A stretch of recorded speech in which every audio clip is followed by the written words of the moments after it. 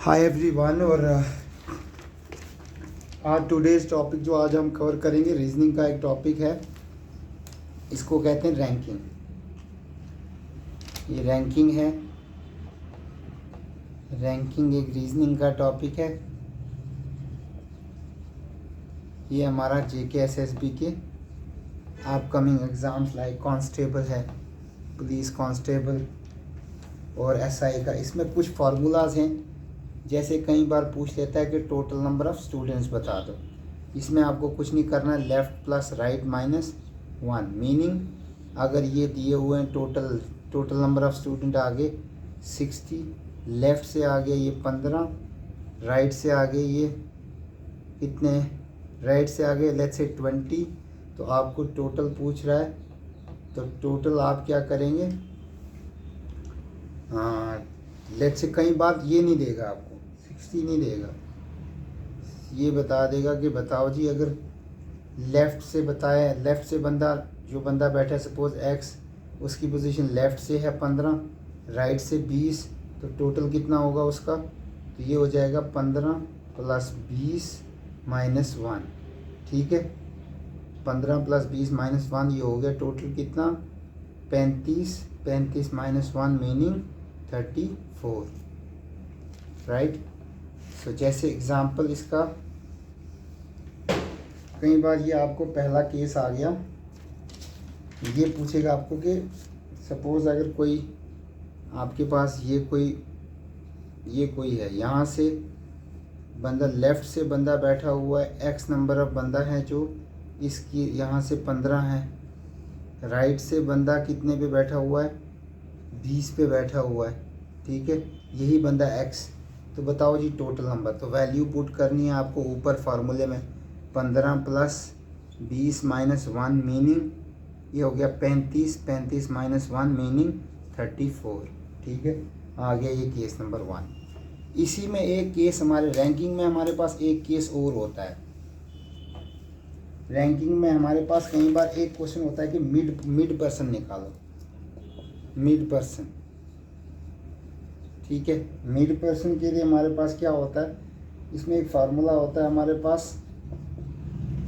Total is equal to total minus left plus right mid person.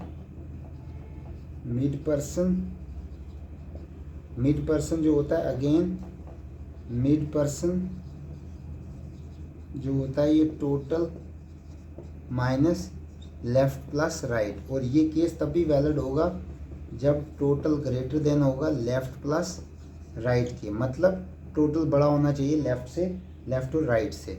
अब इसकी एक example बता रहा हूँ। इसकी एक एग्ज़ाम्पल ये हो गई, जैसे फॉर एग्ज़ाम्पल हमारे पास टोटल बंदे 60 हैं, कोई बंदा लेफ़्ट से बैठा हुआ है 15 के ऊपर, राइट से बैठा हुआ है 20 के ऊपर। अगर आप देखें तो मैंने बताया था कि आपको टोटल जो है ना, टोटल जो है ग्रेटर देन होना चाहिए लेफ़्ट प्लस राइट से। टोटल हमारे पास 60 है, जो ग्रेटर देन है 15 और 20 कितने हो गए हमारे पास, ये हो गए 60 इज़ ग्रेटर देन 15 और 20 कितने हो गए 35। सो तब अब हम मिड पर्सन इस केस में हम निकाल सकते हैं। तो then what is next, mid person is equal to, mid person कितना हो गया हमारे पास, total minus left plus right. Total हमारे पास 60 है, माइनस लेफ़्ट में कितने हैं 15, राइट में कितने हैं 20, मीनिंग 60 माइनस ये हो गया 35। सो दी मिड पर्सन हो गया, अगर मिड पर्सन पूछेगा तो तब क्या आंसर आता है इसका, 15 माइनस 35, तो ये हो जाएगा 25। So the mid person is 25। ठीक है, ये आ गया हमारे पास ये क्वेश्चन।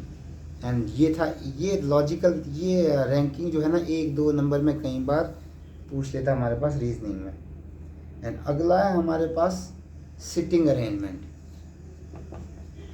Sitting arrangement, right. इसमें एक काम है, डायरेक्शन इम्पॉर्टेंट होती है। सपोज़ अगर ये डायरेक्शन है, यहाँ पे बंदा नॉर्थ जो है ना, फेसिंग नॉर्थ, तब तो ये हमारे पास जब नॉर्थ फेस कर रहा है तो ये हमारे पास लेफ़्ट रहेगा और ये राइट रहेगा, बिकॉज़ हमने करना क्या है, अपना लेफ़्ट हैंड देखना है। तो लेफ़्ट हैंड के जो लेफ़्ट हैंड रखना है, इसमें जो नेल वाला पार्ट है ये रहेगा लेफ़्ट, और जो हमारे पास ये पाम वाला हाथ होगा तो ये रहेगा राइट।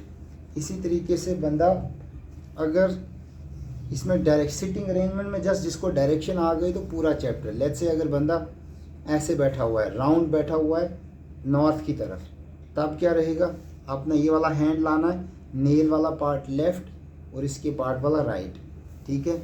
इसी के अपोजिट अगर बंदा, कई बार क्या होता है कि अगर यही सर्कल में हम क्या करें कि बंदे को यहाँ बिठा दें, तो अब क्या फेस कर रहा है, नॉर्थ, ठीक है, बट ये अब यहाँ बैठा हुआ है, तो अब क्या करेगा, नेल वाला पार्ट क्या है, इस साइड लेफ़्ट। अब हमने क्या करना है, ये हमारा नेल वाला पार्ट रहेगा, ये हमारे पास रहेगा। अब क्योंकि अब पोजीशन हमारी वहाँ से हमने पार्ट रखना है, यहाँ से हाथ रखना है, ये हमारा राइट रहेगा और ये हमारा लेफ़्ट रहेगा अगर ये ऊपर से बैठता है तो। इसी तरीके से हमारे पास एक पोजीशन और आती है, लेट्स से अगर यही बंदा ऐसे बैठा हुआ है साउथ की तरफ, इस फेसिंग साउथ, तब क्या होगा, तो ऊपर से आप हाथ रखेंगे, नेल वाला पार्ट इस साइड लेफ़्ट और इस साइड राइट, ये आ गई डायरेक्शंस। जब आपको डायरेक्शंस क्लियर होंगी तब आप क्वेश्चन भी ईजिली निकाल सकते हैं। Thank you for watching. Please like share subscribe my channel.